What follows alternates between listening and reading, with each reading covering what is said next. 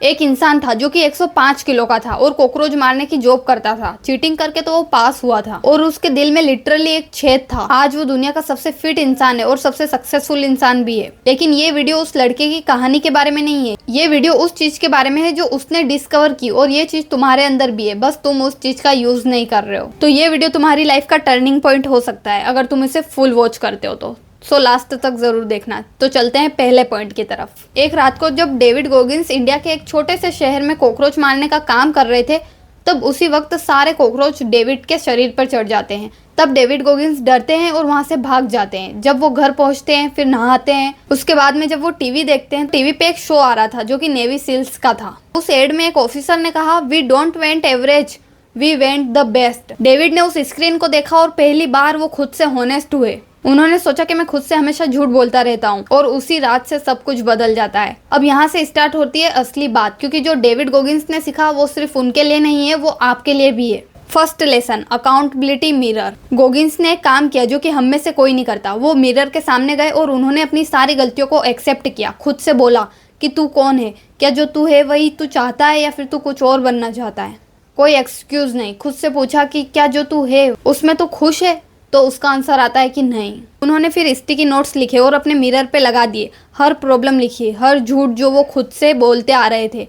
तू 150 किलो का है, तू चीटिंग करके पास हुआ है, तू डर के वहां से भागा था। ये सारी बातें उन्होंने होनेस्टली खुद से कही। और यही प्रॉब्लम तुम्हारे साथ भी है। तुम मिरर में देखते हो और सिर्फ वो देखते हो जो तुम देखना चाहते हो। अब आते हैं लेसन 2 पे, जो कि है 40% रूल। ये रूल बहुत ही ज्यादा इंपॉर्टेंट है, तो ध्यान से सुनना। नेवी सेल्स की ट्रेनिंग में एक दिन गोगिंस इतना ज्यादा थक गए कि वो अपना एक कदम भी और आगे नहीं बढ़ा पा रहे थे। उनकी बॉडी कह रही थी कि बस अब नहीं होगा। लेकिन उन्होंने एक चीज नोटिस की कि जब बॉडी ने कहा आई एम डन, उन्होंने फिर भी चलना जारी रखा। वो उसके बाद भी बहुत ज्यादा देर तक चले। उस एक्सपीरियंस से उन्होंने एक रूल डिस्कवर किया जो कि है 40% रूल। उसमें उन्हें पता चला कि जब हमको लगता है कि बस अब हमसे नहीं होगा, तब भी हमारे अंदर 60% और एनर्जी बचती है। यानी कि हमने सिर्फ अपनी कैपेबिलिटी का 40% ही यूज किया है। और इस रूल को बाद में साइंस ने प्रूव भी किया है। यानी कि सोचो, जब तुम्हारा माइंड तुमसे कहता है कि बस अब नहीं पढ़ा जा रहा, लेकिन उसके बाद भी आप पढ़ाई कर सकते हो। जब जिम में तुम सोचते हो कि अब और एक्सरसाइज नहीं होगी, बट फिर भी तुम कर सकते हो। बिजनेस में जब आप सोचते हो कि अब मुझसे और काम नहीं होगा, लेकिन फिर भी आप कर सकते हो।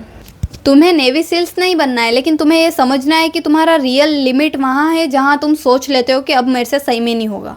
गोगिंस की ट्रेनिंग में एक चीज बार बार होती थी। उन्हें इंस्ट्रक्टर ऐसी सिचुएशन में डाल देते थे जहाँ से कि उनका फेल होना तय ही था। पानी में घंटे भर तक रखते थे, नींद नहीं लेने देते थे, कहते थे कि तब तक भागो जब तक कि तुम गिर नहीं जाओ। पर वो ऐसा क्यों करते थे?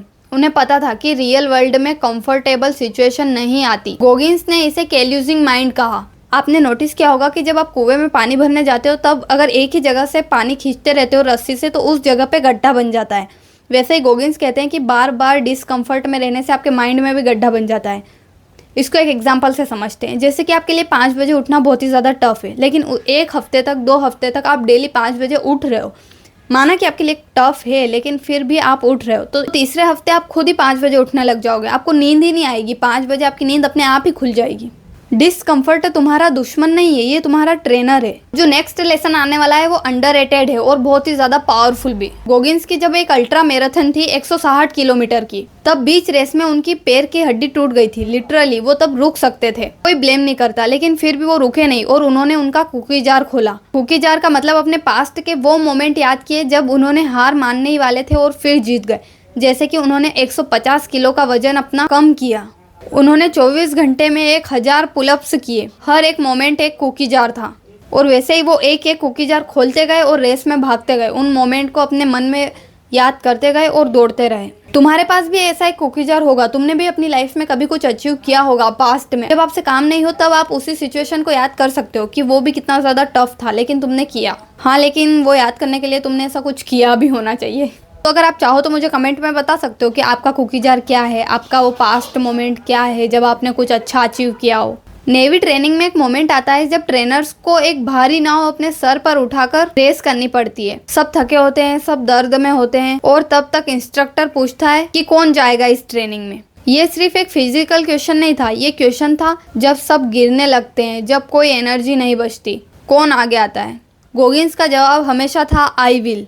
और यही चीज है जो एवरेज इंसान को और एक्स्ट्रा ऑर्डिनरी को अलग बनाती है। एवरेज लोग बहाने बहुत बनाते हैं कि मोटिवेशन आएगी तब करूंगा, सही टाइम आएगा तब करूंगा, मूड ठीक होगा तब करूंगा, और जिनको कुछ अलग करना होता है वो करते ही हैं किसी भी सिचुएशन में। आई नो कि बहुत बार ऐसा होता है कि हमारा मन ही नहीं करता कुछ भी करने का, लेकिन फिर भी अगर आप कंसिस्टेंसी मेंटेन करके चलते हो तो एक दिन आपको रिजल्ट जरूर मिलते हैं। वीडियो के स्टार्टिंग में मैंने कहा था कि ये डेविड गोगिंस की स्टोरी नहीं है, ये तुम्हारी स्टोरी है। तुम्हें ये पता चलेगा कि तुम्हारे अंदर वो चीज है तो सही, पर तुम उस चीज का यूज नहीं कर रहे हो। आई होप कि आप समझ गए होंगे कि वो चीज क्या है। वो चीज है होनेस्ट डिसकंफर्ट, अपने आप को शीशे में देखना और अपनी गलतियों को एक्सेप्ट करना, खुद से सच बोलना और अपनी लिमिट्स को चैलेंज करना। जब भी कोई मुश्किल आए तो अपनी पास्ट की स्ट्रेंथ को याद करना, और जब सब कुछ मुश्किल हो तब भी हाथ उठाना और बोलना कि आई विल। आपको गोगिंस की कहानी से पता चला होगा कि वो 150 किलो के थे तो उन्होंने अपना वेट कम किया। उनकी लाइफ में कोई डायरेक्शन ही नहीं थी, लेकिन फिर भी उन्होंने किया। अगर वो कर सकते हैं तो आप भी कर सकते हो। अगर आप लोगों को ये वीडियो पसंद आई हो तो प्लीज एक लाइक जरूर कर देना और नेक्स्ट लाइफ लेसन के लिए फॉलो कर लेना। Thanks for watching. Radhe Radhe.